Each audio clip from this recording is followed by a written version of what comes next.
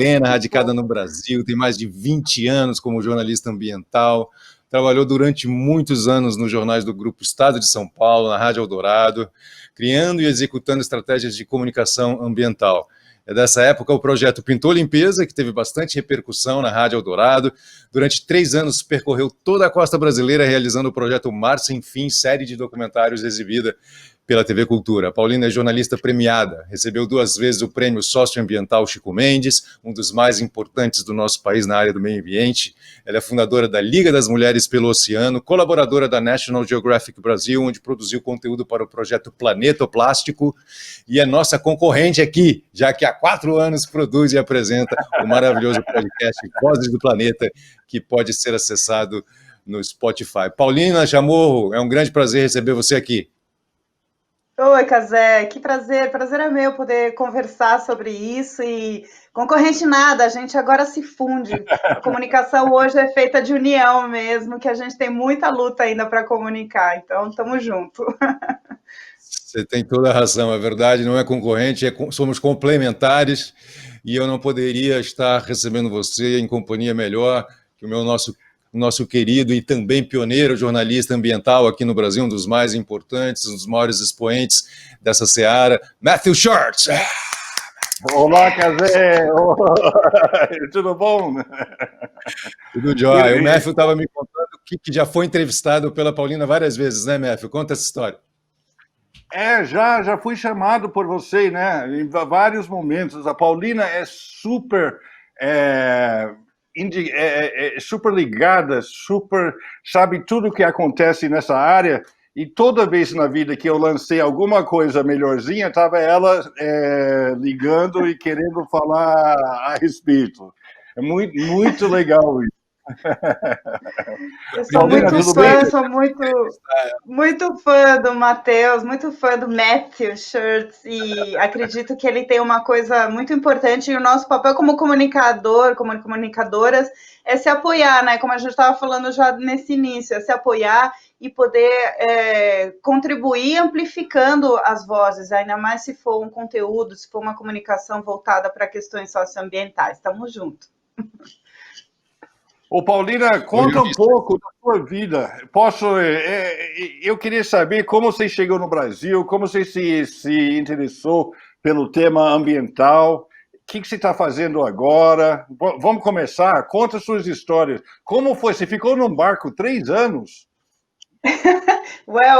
Muitas coisas. Bom, vou começar... Muita coisa, né, nesses 42 anos, mas eu nasci do outro lado do Pacífico, né, de frente para o Pacífico, né, do outro lado da cordilheira, nasci no Chile, e eu vim para cá em 1993, né, e, portanto, eu tenho a questão ambiental muito conectada comigo, né, a questão do oceano, principalmente. Chegando aqui no Brasil, eu tinha esse sonho, né, de continuar falando sobre natureza, sempre fui muito exploradora, né, então sempre fazia muitas expedições, desde criança mesmo, e consegui juntar no jornalismo essa experiência, né, tinha aquele sonho de, um dia eu vou escrever na National Geographic, um dia eu vou... Tinha aquela revista no Brasil, não sei se vocês lembram, nos anos 90, muito maravilhosa, que era uma espécie de National Geographic brasileira, que era Os Caminhos da Terra. Aí falava, eu vou escrever nos caminhos da terra, vou fazer isso, vou fazer aquilo. E não existia isso dentro do jornalismo, né? Então, eu continuei fazendo minhas coisas, minhas viagens, meus cursos, né? Em paralelo a isso. No finalzinho dos anos 90, eu consegui entrar numa rádio para trabalhar, numa rádio que me abriu toda essa oportunidade de falar, né, de fazer essa comunicação radiofônica, e principalmente que tinha um componente ambiental. Então, ali eu pude experienciar a história de falar sobre meio ambiente de uma maneira que não era, o passarinho, a árvore, era como o meio ambiente faz parte da nossa vida, né, como o meio ambiente está em tudo. E aí, nisso, entrou a questão comportamental, entraram muitos elementos que eu trouxe na minha carreira aí até hoje. Aí depois eu fui fazer o Mar Sem Fim, que foi um projeto que a gente percorreu do Oiapoque ao Chuí, num veleiro, e a proposta era justamente essa, mostrar coisas que as pessoas não viam. As pessoas estão acostumadas a olhar para o mar, né, a partir da costa. Mas como é que o mar enxerga o Brasil? Como é que o mar enxerga o continente, né? Como é que é a vista do Brasil? E essa era a proposta do programa. É muito lindo. Foi uma experiência transformadora na minha vida. Assim. Eu nunca mais olhei as coisas como elas são. Viver no barco traz uma mudança comportamental absurda. Tanto que a questão da economia circular, a gente pode falar mais à frente disso, mas foi criado por uma velejadora depois de uma experiência de volta ao mundo solo dentro de um barco. A Ellen MacArthur, ela olhou e falou assim, caramba, 72 dias, e eu vivi com só o que eu tinha aqui dentro desse casquinho, por que isso não se transforma numa economia? Por que isso não é uma realidade para as pessoas, né? E é isso mesmo, né? Você viver num barco, regulando água, resíduos, tudo isso, uma experiência à parte também muito transformadora. Então, Mar Sem Fim foi isso, e a gente transformava isso em programas de meia hora na TV aberta. Então, a gente explicava o que funciona uma duna, porque o coral é um animal, um vegetal, um mineral, e também contando histórias das pessoas que vivem na costa brasileira, né? Toda uma cultura oceânica que está associada. Então, foi uma experiência grandiosa na minha vida. Terminando isso, voltei novamente para a emissora, para a Rádio Eldorado, e aí sim comecei a coordenar projetos socioambientais, projetos de educação, projetos de comunicação, como é que a gente relaciona essas coisas. E aí, passado 10 anos, eu fazia um programa também de rádio sobre meio ambiente. E passado tudo isso, em 2016, saí da rádio e criei, né? Tivemos o podcast, começou o podcast Vozes do Planeta, quando tudo isso era mato, né? Então, daqui a pouquinho vai fazer 5 anos. E também comecei a fazer diversas matérias de maneira independente, né? E hoje eu estou assim como colaboradora desde 2017 da National Geographic para falar sobre biodiversidade e principalmente o planeta ao plástico. E fundei, junto com mais 2 amigas, sou cofundadora da Liga das Mulheres pelo Oceano, movimento em rede. Hoje já somos 2.000 mulheres, é mulher pra caramba. Uau. Que incrível. Falando sobre o oceano. Incrível, incrível, Paulina. Você falou que você começou você veio para o Brasil em 93, né? Imagino que você tenha começado assim nesse jornalismo ambiental mais ou menos há uns 20 anos atrás, casava bem com o lançamento ali do Plano Nacional. Quer dizer, o Plano Nacional para Meio Ambiente no Brasil tinha 20 anos, né? Que situação você acha que você encontrou naquele momento, quando você começou a fazer o jornalismo? E o que mudou de lá para cá, assim, desses 20 anos em que você milita no ambientalismo? O que melhorou, o que piorou? Olha, eu acredito que... Boa pergunta, Cazé. E eu vou responder assim... Olha, não foi eu não, foi do redator, foi do roteirista aqui. Eu só pesquei na hora certa. Muito bom, muito bom. Eu não tinha feito essa análise e acho que eu vou fazer ela bem assim de momento mesmo. Eu acredito que dentro da legislação ambiental a gente tenha crescido muito, apesar de que nos últimos 2 anos a gente tem tido, né, um retrocesso feroz dentro da legislação ambiental. Então, a gente teve, sim, realmente um crescimento muito grande de elementos dentro do poder público para olhar e falar assim, pô, eu tenho essa lei aqui que eu posso aplicar, eu tenho essa lei aqui, tá. Mas, para passar, a sua pergunta também envolve a questão da comunicação, nosso tema hoje, e comportamental, né, para a sociedade. Eu acredito que a gente tenha avançado muito pouco. Talvez o que a gente tenha avançado era fazer entender o que há 20 anos atrás não se compreendia muito bem, que era a questão da reciclagem, né? Qual que é o início, qual que é o meio e qual que é o fim da reciclagem? Qual que é a finalidade da reciclagem? Talvez isso central a gente tenha conseguido colocar dentro da sociedade, mas não se transformou muito em hábito, né? Então, quer dizer que a gente tenha uma comunicação talvez um pouco falha nesse sentido. E isso também tem a ver porque talvez as pessoas não tenham visto respostas muito grandes dentro das suas cidades, dentro da situação do poder público, de responsabilidade das empresas, né? Se a gente olhar, vem só no componente das empresas um símbolozinho que quer dizer que aquilo é reciclável e que a pessoa tem que jogar isso no lixo. Mas e aí, o que a gente evoluiu, né? A gente teve 2 décadas para evoluir com relação a isso e se transformou resumidamente nisso. Então, acho que a gente ainda tem muito caminho a percorrer, muito caminho numa sociedade de consumo global feroz, e que a gente está demandando uma mudança urgente agora. Agora a gente não tem mais tanto tempo para, olha, gente, a gente tem que fazer assim, assado, temos 10 anos. Não, agora a gente já extrapolou todos os limites de tempo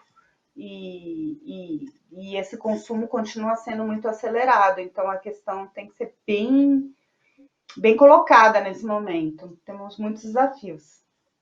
Paulina, você escreve na National Geographic sobre, muitas vezes, pelo menos que eu li, com muito gosto, sobre plástico, né? É um dos seus assuntos. Qual é o grande desafio do plástico hoje no Brasil? Eu acredito que o grande desafio do Brasil, vou colocar o Brasil porque ele é o 4º produtor de lixo plástico no mundo, de acordo com um relatório que o WWF fez junto com dados do Banco Mundial. Então, ele está numa posição de destaque, né, relacionado a isso. Meu envolvimento com o plástico, ele vem já desde há uns 10 anos, pelo menos 10, 15 anos, porque eu conseguia olhar para o plástico descartável. Agora eu queria destacar muito que eu vou falar do plástico descartável, né? Não do plástico durável, que tem muitas utilidades e facilidades para a vida moderna, né? Estou falando daquele que é usado por muito pouco tempo e descartado, aquele que talvez nem precisasse ser feito. Então, a minha preocupação com o plástico sempre era olhar para o material que é feito com elementos, né, de recursos naturais, que demoraram milhões de anos para serem feitos, né, pelo planeta, como é o petróleo, e a gente usar aquilo por 10, 15 minutos, e principalmente não tem um destino especificamente para isso, né? Então, aquilo sempre me incomodou muito, essa lógica. E de 2015 para cá, veio uma análise um pouco maior do impacto do que é o plástico no mundo, esse plástico descartável. E realmente a gente não tem solução para ele. Quer dizer, as soluções existem, mas elas são não aplicadas, né? Nessa edição que eu tenho aqui atrás, que é de 2018, da National Geographic, chamado que virou a chave, né, para a revista, e começou, vem uma informação de um economista uma frase muito singela e muito reflexiva. Ele fala assim, a gente não tem solução única, por exemplo, para a questão da mudança climática. Quando a gente está falando do plástico, a gente está falando de uma situação que a gente sabe qual é a solução, a gente sabe qual é o caminho. Então, né, que é reciclar, encontrar formas, é a economia circular, ou é a reciclagem, é limpar ambientes, é mudar formas de produção, ou seja, então, por que não está sendo feito isso, né? Talvez seja essa a pergunta com relação ao plástico. Não, o impacto a gente já sabe. Então, por que a gente não está conseguindo virar a chave nisso? Que comodidade é essa, enquanto consumidor, que a gente não consegue entender, que a gente não precisa ter, né? É uma comunidade muito besta, a maioria dos casos, né? Com relação ao plástico descartável. Então, acho que a gente está numa rota bastante preocupante se a gente olhar que a partir de agora temos uma era, né, como é chamado antropoceno, que é quando a era que as pessoas, os humanos estão provocando as mudanças no planeta, e junto com as mudanças climáticas eu gostaria muito de colocar o plástico.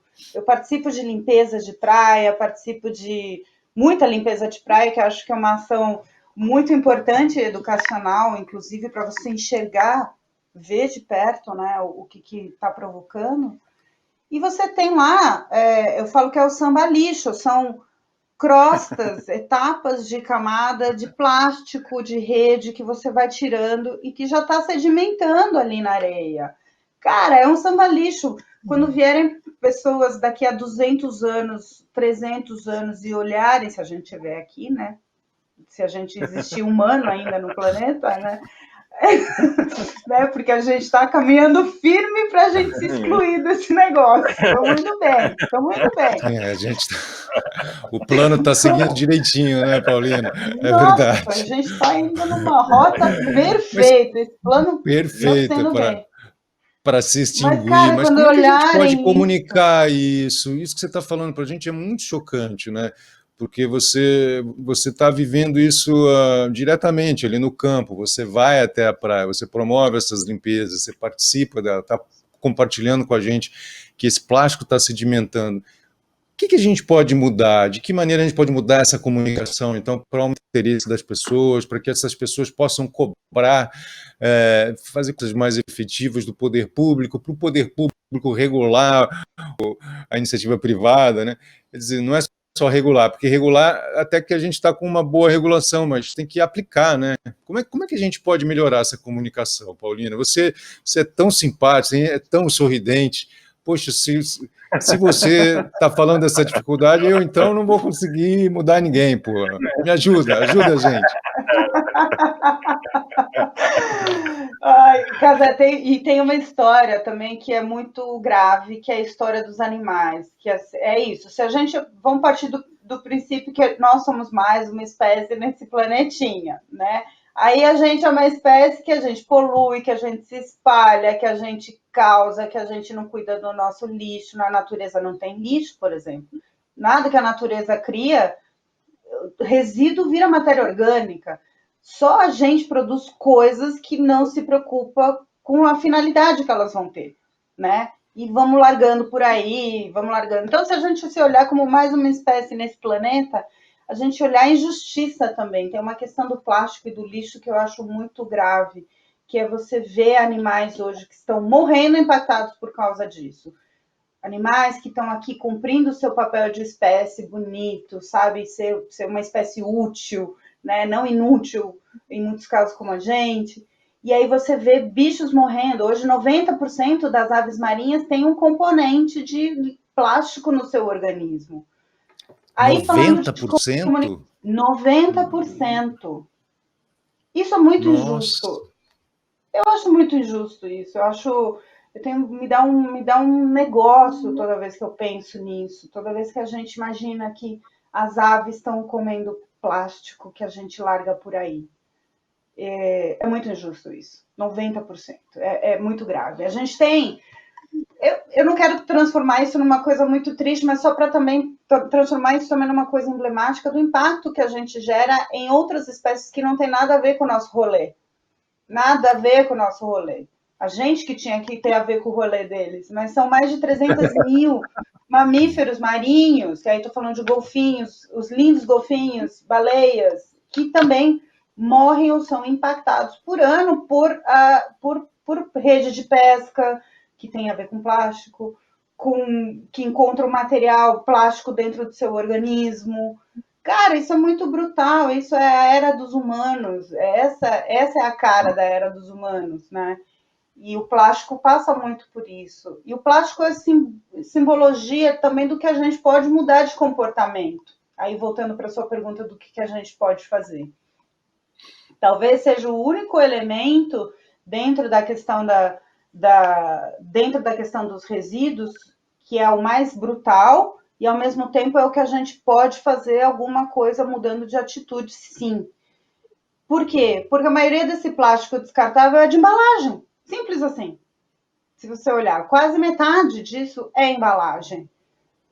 Metade disso também é um plástico descartável que a gente usou, sei lá, 10, 15 minutos e depois joga fora. Então, por que, se você está buscando causas, né, ou formas de fazer, mude sua rotina durante o dia, evitando um plástico que talvez você não precise usar naquele momento. Essa é a primeira questão, é estancar do início. E aí depois a questão da reciclagem, aí entram outros componentes, né? Como a responsabilidade das empresas e do poder público de ter, né, uma ferramenta para reciclagem, para que as pessoas tenham onde destinar, E também, então, fazer virar essa chavinha, né? Beleza, eu não pude evitar esse plástico, mas então, agora que eu usei, vou limpar, limpa, guarda por 3 dias antes de deixar para reciclagem nesse período de Covid, que é o que os catadores estão pedindo, antes de você destinar para reciclagem, né? Guarda por 3 dias na sua casa e aí você deixa para reciclagem, ou deixa para os catadores, ou deixa para o sistema que existe na sua cidade, né? No seu município. Então, Mas as é o pessoas não caminho estão fazendo, né? comportamental. Como é que a gente muda esse comportamento? Essa que é a pergunta. E eu queria te perguntar também se você conhece alguma grande cidade. Claro, São Paulo é gigantesco, mas alguma cidade mais ou menos nesse patamar aí, nessa dimensão, que conseguiu fazer um bom trabalho de comunicação com relação ao lixo, por exemplo.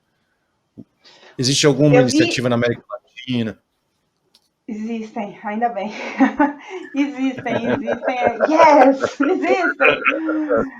Eu acho que um super caminho de comunicação é usar esses dois elementos emocionais, porque uma questão é as pessoas, elas, né, como a gente começou a conversar, elas não se sentem envolvidas nisso. Então, como fazer que ela entenda que o caminho dela, que um canudo, que um copo plástico impacta de alguma maneira, ela entenda de que não é só mais um canudinho.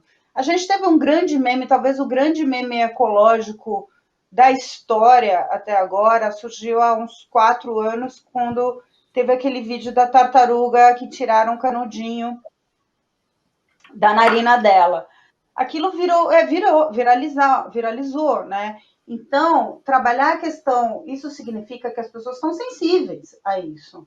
Né? A questão do canudinho se transformou na questão da tartaruga. Então, como é que a gente pode transformar essas questões no sentimento ou trazendo com a proximidade? Outro elemento importante é fazer com que as pessoas se conectem com o seu lixo, com o destino dele. Né? Quando a gente fala que tem 8 milhões de toneladas de lixo plástico que vai para o oceano, isso vem de cidade. 80% do lixo, um pouco mais de 80% do lixo produzido que vai parar no oceano tem origem na cidade. Então, quando a gente está falando de oceano, a gente está falando de cidade, está falando de todos nós. Então, traduzir essas coisas dessa forma, sei lá, que eu estou colocando, ou talvez mais próxima, é um caminho da sustentabilidade. A gente não pode querer achar que as pessoas, a maioria não entendem ainda o que é, por exemplo, reciclagem. Não entendem ainda o que pode ser feito. Então, fazer essas associações de uma maneira, usando figuras de linguagem, usando muita rede social, memes, eu acho hoje um caminho fundamental. Trabalhar muito com os jovens.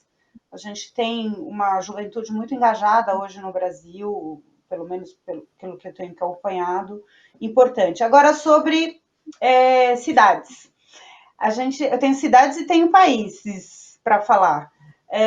Em cidades, eu vi em Bogotá e em Medellín, na Colômbia, isso já há 5 anos, uma campanha muito grande, já há 5 anos, né? Com relação ao uso do plástico descartável, principalmente canudinhos e copinhos. A gente viu isso, eu vi isso nessas duas cidades de uma maneira massiva, assim, a ponto de eu ficar falando, gente, acho que é a maior campanha que eu já vi, porque absolutamente em todos os lugares que eu visitava vinham as informações. O canudinho já não estava mais disponível, e vinha o porquê que não estava disponível, e vinha porque o plástico provoca, e isso eu estou falando há 5 anos. Também há uns 6 anos a Costa Rica, aí falando de países, né? A Costa Rica decidiu banir o seu plástico, o uso do plástico descartável a partir do ano que vem.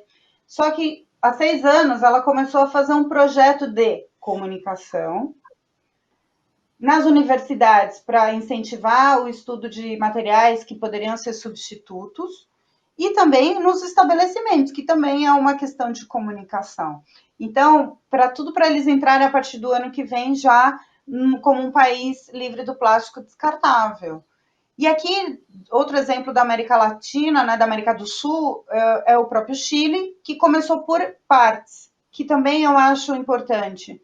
Começou com causas, começou com a sacola plástica, por exemplo. Né? A gente produz, acho que, eu vou atualizar, mas o uso de sacola plástica no Brasil é algo monstruoso. Em 1 minuto a gente usa mais de, sei lá quantos milhões de sacolas plásticas por minuto no Brasil.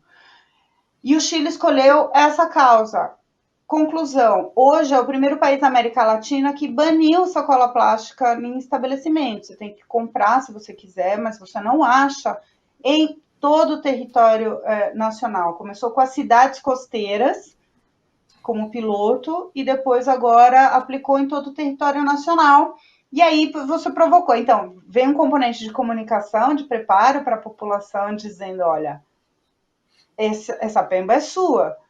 Você vai no supermercado, ó, daqui a pouco não vai ter mais, porque essa pemba é sua, essa sua responsabilidade de como é que você vai levar, de que forma você quer levar a sua sacola, não quer levar uma caixa, problema seu, mas ó, daqui a tanto tempo a gente vai tirar, porque isso não é responsabilidade nossa, ou a gente vai vender. E foi feita essa comunicação. Então, há caminhos possíveis, sim. Ô, Paulina, posso perguntar, se você, baseado nessas experiências, se você fosse ministra do Ambiente do Brasil, você seria uma candidata fortíssima, né, minha, se eu fosse o presidente. O mundo seria outro. Seria nada de pólvora, nada de saliva, né? Muita saliva.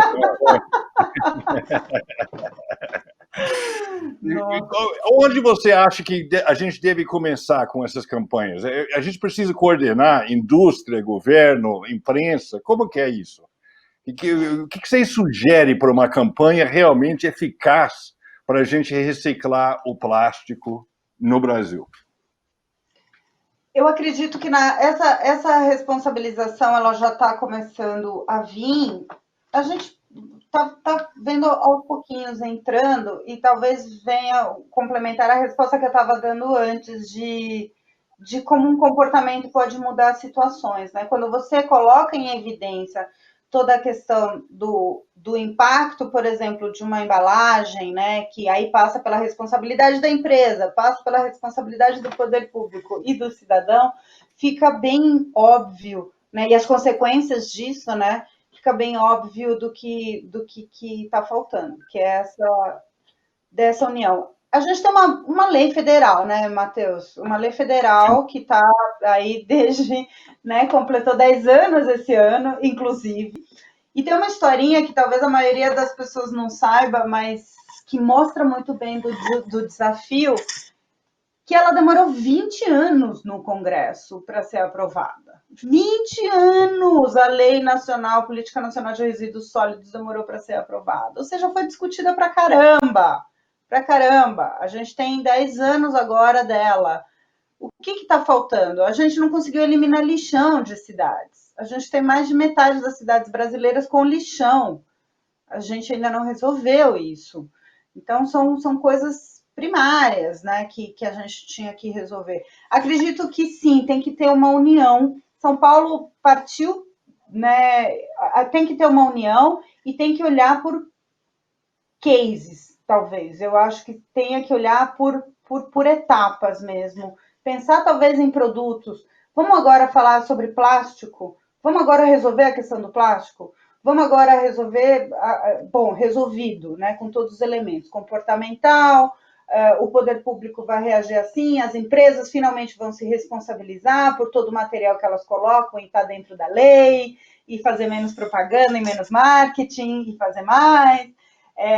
A gente... Talvez uma solução seja essa, Matheus, pensando assim, agora eu, enquanto ministra, eu olharia por etapas. Atacaria o problema maior, no caso, o plástico nas cidades, depois eu partiria para uma... Mas, assim, em todas as etapas, né? Coleta, reciclagem, o que vai ser feito, capacitação de pessoas, responsabilidade das empresas, fim do lixão. Depois a gente iria para outros elementos que precisam ser resolvidos. Eu olharia por etapas, por produtos, para a gente poder resolver do começo ao fim. Paulina, na sua história de muitos programas de rádio, muitas colunas e muita produção, qual foi o programa de maior impacto? Qual que você mais se orgulha, assim? Qual foi seu greatest hit, assim, aquele sucesso, sabe, de crítica e público? Vocês sabem? ou uma das... Qual que você mais dos que eu gostei de fazer, e dos que tiveram uma audiência além e que me mostrou muita coisa, me ajudou a mudar caminhos. Vou citar 2 que me vêm agora de cabeça. Estão, menino? Gente, legal. É difícil ser entrevistado. Surpreendi, eu te peguei. É muito difícil ser entrevistada. Uma que foi de um estudo, olha que específico isso, de um estudo falando de comportamento, falando de consumo. Um estudo que a SOS estava lançando, que era para entender como as pessoas, ou qual era o conhecimento que as pessoas tinham sobre o consumo de peixe. Porque, né, naquela história de a gente estar consumindo e não quer saber de onde vem, para onde vai, né? E aí eles chegaram em dados muito importantes, de que, sei lá, 60%, eu acho, na época, não tinha a mínima ideia de onde vinha o peixe que estava consumindo. E pior, de onde as pessoas compravam, também não tinha a mínima ideia. Era tudo de Santa Catarina, Ah, essa sardinha é de Santa Catarina. Ah, esse robalo é de Santa Catarina. Porque elas vinham impostas, né? Os peixes vêm tudo imposta, então beleza, você fala em qualquer lugar. Então nem a peixaria sabia de onde vinha o peixe. Gravíssimo, gravíssimo. E aí eu comecei esse programa falando assim, você sabia que o ômega 3, né, ele só é encontrado em peixe nativo, né, em peixe selvagem, né, vamos dizer assim, que não é de criação? Não, era... Você sabia que o salmão de cativeiro, que é esse que a gente consome, não tem ômega 3? Eu começava assim o programa. Cara, mas choveu, eu tive que reprisar esse programa. 2 vezes eu reprisei esse programa. Porque ele já começava com uma informação que a gente acha, nós comunicadores, a gente acha que as pessoas sabem e elas não sabem. Você sabia que o cação é um tubarão e que às vezes você comendo um cação, genérico, você pode estar comendo um tubarão ameaçado de extinção? As pessoas não querem ser coniventes com isso. E essa é uma falha de comunicação. Então, esse programa foi muito emblemático nesse sentido, pela repercussão que teve. Né? Era uma época que você tinha que reprisar o programa, ele não estava na nuvem, no podcast, não tinha. Então, eu tinha que reprisar mesmo, ele tinha que ir ao ar. E o outro que eu amei fazer e que deu uma... Aliás, Paulina, só antes de você falar da outra pauta, eu acho que as pessoas não têm noção. O peixe é um problema ambiental gigantesco hoje em dia. O peixe está acabando. E também está comendo plástico, também está migrando para os polos. A sobrepesca é brutal. As fazendas de peixe, pouquíssimas são sustentáveis. Enfim, é outra tragédia. É outra tragédia que... Exato, e que se você olhar... Bom, eu entro nessa noia do plástico sempre, né? Eu sempre acho uma forma de falar de plástico, mas se você olhar, quando o plástico ele virou cada vez mais barato, né? Principalmente em 1950, na década de 1950, isso revolucionou a pesca. Quando que a gente começou a ter sobrepesca? Quando todo barquinho legal e ilegal podia comprar quilômetros e quilômetros e quilômetros de rede de nylon, que é um plástico. Então, o plástico revolucionou o barateamento do plástico revolucionou até a pesca. E hoje a gente está nessa situação aí que você colocou, muito bem colocou. E um outro programa que foi muito emblemático de fazer para mim, foi muito sensível, foi muito emocionante, eu não lembro quanto tempo já tinha da travessia do Atlântico do Amir Klink em Remo. Aí eu levei o Amir, que é um querido, assim, a gente conversa muito.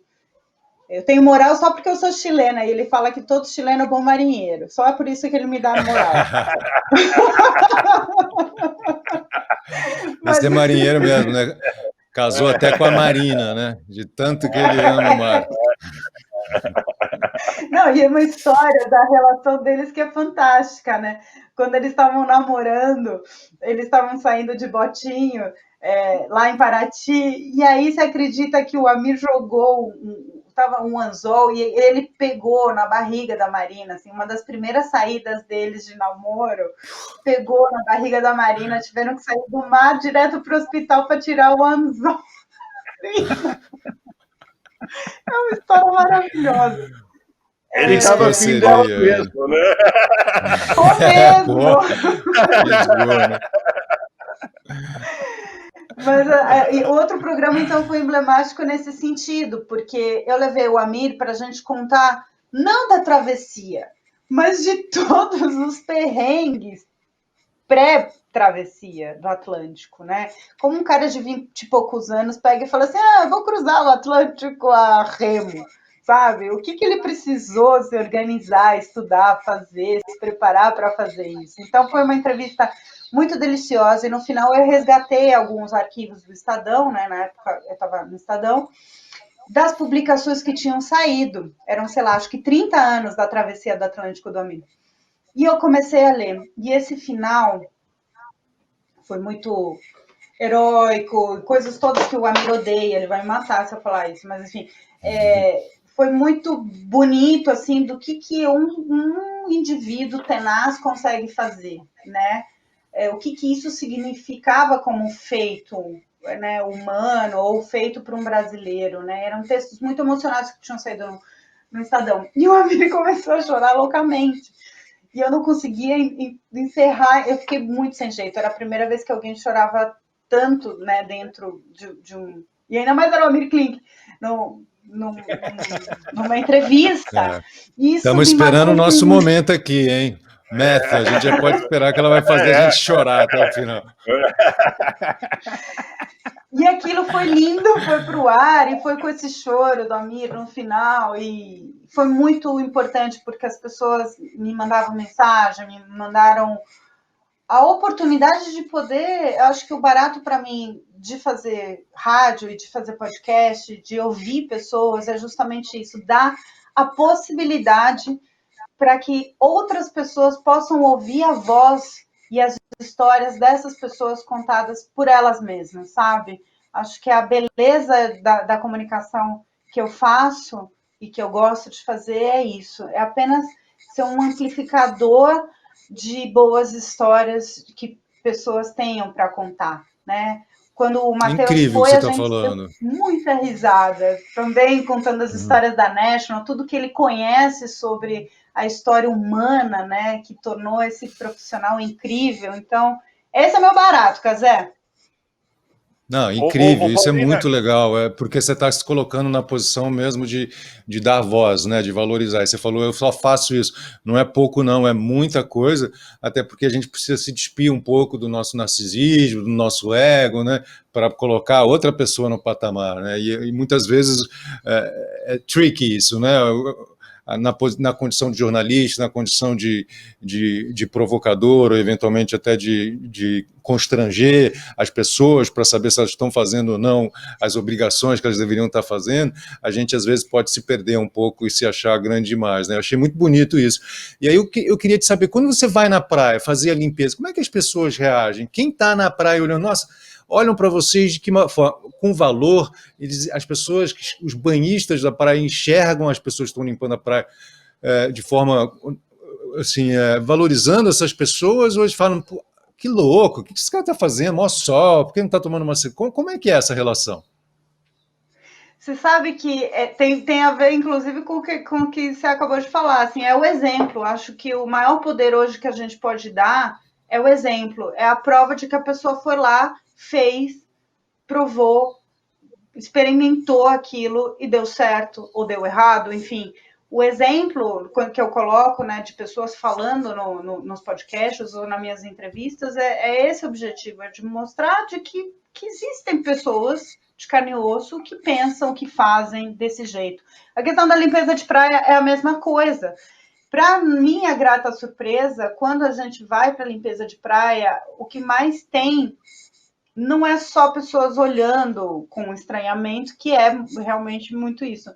Mas a gente tem pessoas que pegam e falam: você tem outro saquinho? Posso te ajudar?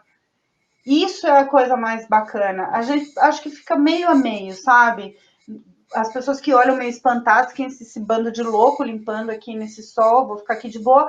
Mas tem a metade se levanta e fala assim, ou você para ali mesmo sentadinho em volta e fala assim, moça, pode pegar aqui.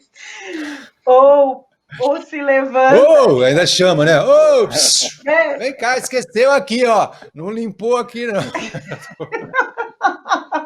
Que é válido, cara.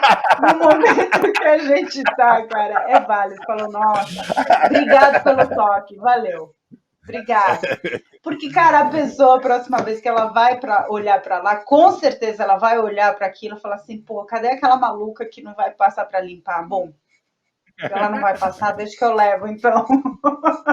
É a minha esperança, eu faço pensando nisso.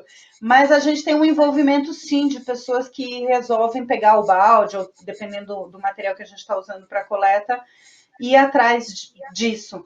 E o principal, impulsionado pelas crianças, né? A criança fala assim, pai, mãe, vamos lá ajudar. E aí a pessoa fica meio naquela, tipo, vamos lá ajudar.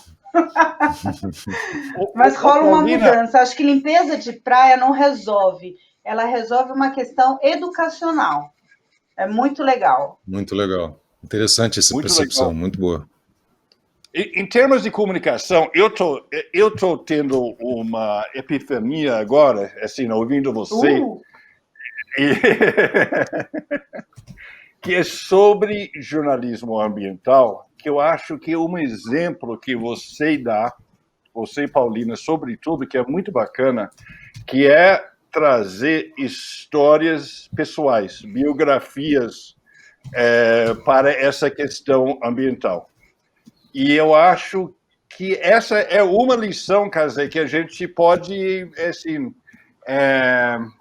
extrair dessa entrevista com a Paulina. Quer dizer, uma forma de tornar a comunicação ambiental eficaz é contar histórias de pessoas. Confere, Paulina, ou estou inventando?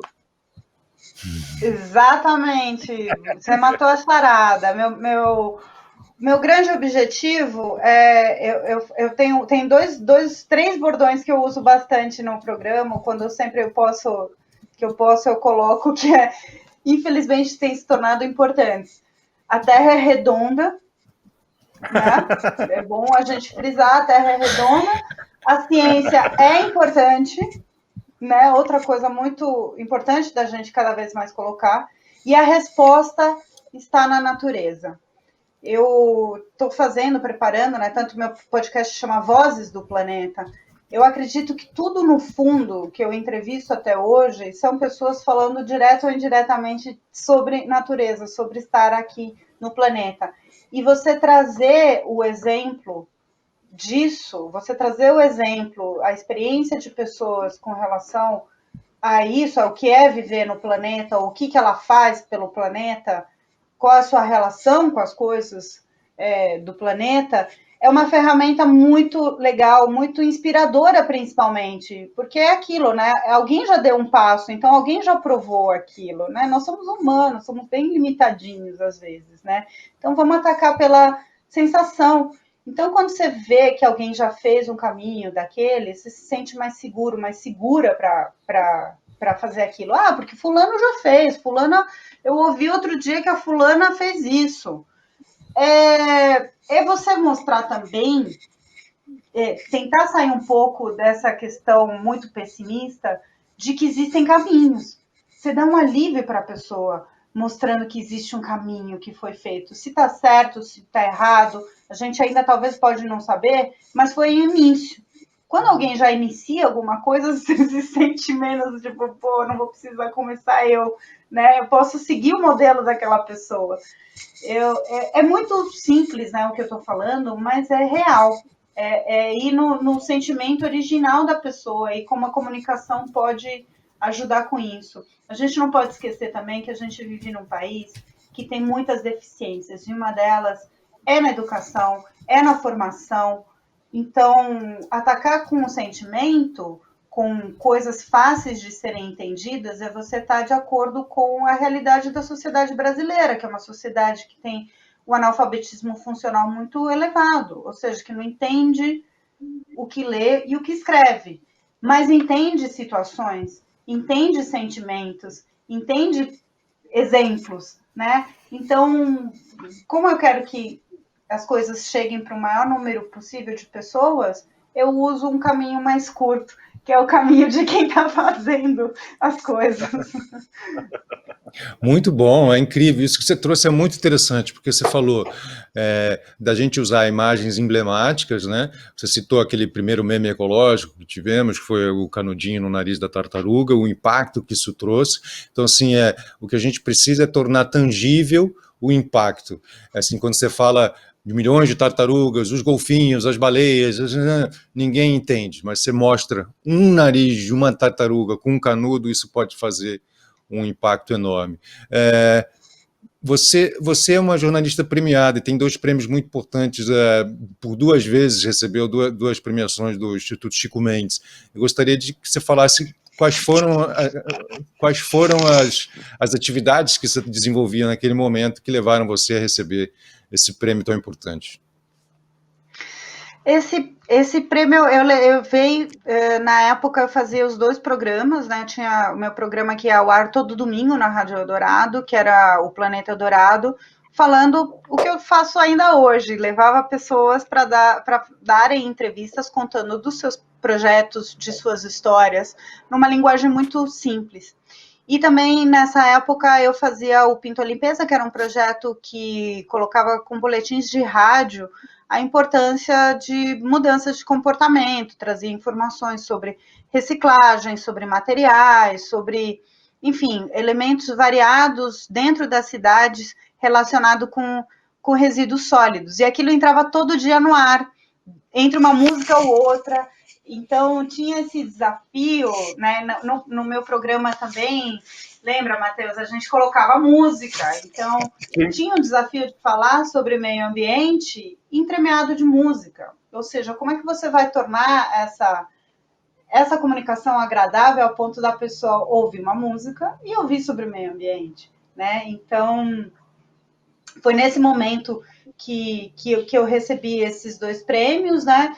Eu nunca não, acho que eu inscrevi uma vez só, mas eu tenho um péssimo hábito, Casé, de não me inscrever, eu perco prazo, eu nunca inscrevo nada, reportagem, programa, nada, eu nunca escrevo projeto meu para prêmio nenhum. Então, os grandes são assim, os grandes fazem isso mesmo. Investem um tempo no trabalho e não fica fazendo marketing. E a Paulina tem um outro prêmio que ela é cidadã paulistana, né? Conta isso, Paulina. Olha, então, cidadã também... paulistana, incrível. Cidadã então, paulistana, maravilhoso. Maravilhoso. Quero saber essa história e já emenda já. Como é que a gente vai sair desse buraco? Vamos lá. Como São Paulo vai sair? Eu tenho a chave. Eu posso fazer cópias. Então, esses são 2 reconhecimentos que eu recebi da minha carreira, que, como eu falei para vocês, não me inscrevo em nada, mas eu recebi uns reconhecimentos que são muito importantes para mim, muito queridos. Um é o prêmio João Pedro Cardoso, que é a única condecoração que existe no Brasil para meio ambiente e cultura. Eu recebi do governo do estado em 2016 também pelo conjunto da obra, pelo meu trabalho em rádio sobre educação com o meio ambiente. Fiquei muito honrada, e são medalhinhas, gente, são medalhinhas mesmo, uma condecoração que você ganha do Estado. Você usa? Você anda aqui, ó. Uau, que legal, que legal. Legal. Muito bom. Não tenho roupa para isso.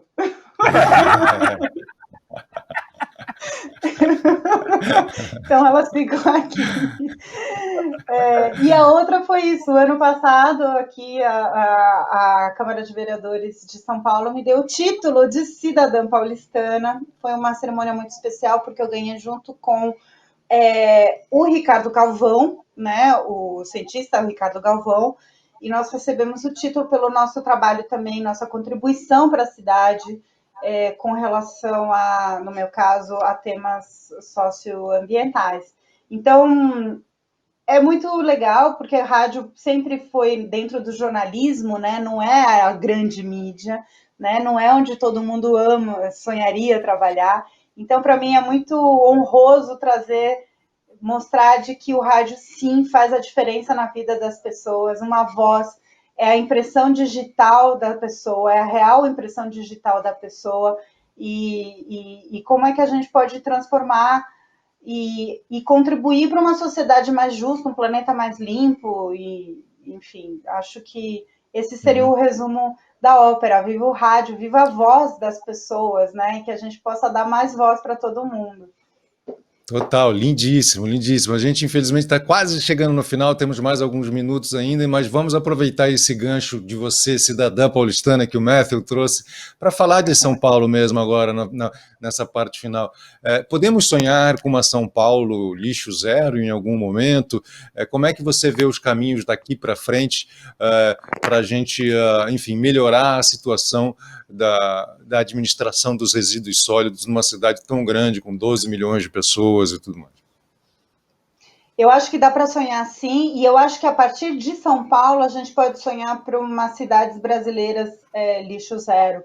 A gente tem aqui em São Paulo o grande desafio de ser a maior metrópole, né, da América do Sul. A gente tem esse desafio de trazer isso, mas também temos o desafio que já foi começado, de ter um dos melhores índices de reciclagem. A gente, né, até pelo volume, mas a gente tem também novas sinalizações. O São Paulo, o município de São Paulo entrou para uma nova economia do plástico, que é um movimento global, que tem Paris e outras cidades que estão se comprometendo. Isso quer dizer que a gente vai precisar apresentar metas com relação ao uso do plástico. A gente já tem 2 legislações que foram aprovadas com relação à redução e proibição de uso de descartáveis em estabelecimentos, então, que vai começar a partir de 2021. Então, isso vai trazer uma mudança significativa, um impacto em lixões, uma mudança mesmo comportamental. Eu acredito que sim, que a gente tem ferramentas e tem dinheiro e investimento e gente preparada para pensar nesse caminho, e principalmente uma sociedade que pode estar sensível a isso, que é o principal. Quando a gente começar a ver mudanças, quando a gente começar a ver, mesmo infelizmente que tenha vindo através da legislação, né, de uma lei, mas que comece a mudar, a gente vai ver que é possível eliminar a questão do plástico, né, como eu falei, começando por algo que é o mais urgente, mais grave. Então, sim, e que ela sirva de farol para o resto das cidades brasileiras e, consequentemente, aí para todo o continente. Acho que a gente está indo para um caminho bom, e espero que a sociedade também consiga atender, e as empresas e o poder, esteja todo mundo conectado, que aí rola assim. Muito legal, olha, muito obrigado pela sua presença, Matthew. Vocês se conhecem tanto, teve a oportunidade de entrevistar. O final desse programa é seu, Matthew. Paulina, conte para mim quais são os temas atuais do seu podcast Vozes do Planeta e onde eu acho isso. Muito bem, o Vozes do Planeta está focado, acho que, nas 3 temas grandes que a gente tem de desafio né? A resposta está na natureza, então trago essas pessoas para falar sobre isso, mas o foco, Matheus, acho que tem que ser hoje os nossos 3 grandes desafios que estamos vivendo, que é a saúde das pessoas e saúde do planeta, a crise climática, sem dúvida nenhuma, e a questão da perda da biodiversidade e a biodiversidade. Eu acho que a grande palavra seria a interdependência. Uma coisa depende da outra, nós dependemos da natureza e tudo que a gente faz depende também disso. Então, vocês podem encontrar o Vozes do Planeta em todos os replicadores de podcast. Ele vai ao ar toda sexta-feira, tem um novo episódio, tem uma nova voz. Toda sexta, a partir das 6 da tarde, uma nova voz esperando ser ouvida. E é isso. Eu convido todo mundo para acompanhar. Adorei a nossa conversa, adorei, me senti em casa, estou até com o cafezinho aqui do lado. Amei. Vocês mandam muito bem. Paulina, muito obrigado pela atenção, viu? Também adorei entrevistar você. Obrigada, Matthews. Muito obrigado, Matthew Shurtz, muito obrigado, Paulina Chamorro, muito obrigado a vocês que estão nos ouvindo ou estão nos assistindo nesse momento. Se você está em São Paulo, liga no 156 e fique sabendo quando o caminhão do reciclável passa aí na sua rua para você deixar tudo separadinho, e a gente segue também. Vamos chegar lá nesse momento medalha da nossa querida Chamorro. Vamos colocar nosso programa também em todos os replicadores. Por enquanto somos poucos, mas estamos nesse caminho. É sempre bom conversar com alguém que nos serve de exemplo e modelo. Vamos em frente, então, mais edição do podcast Recicla, logo aí com vocês. Muito obrigado e até a próxima. Valeu, Paulina, parabéns pelo trabalho. Muito obrigado pela limpeza da praia, muito obrigado por tudo aí.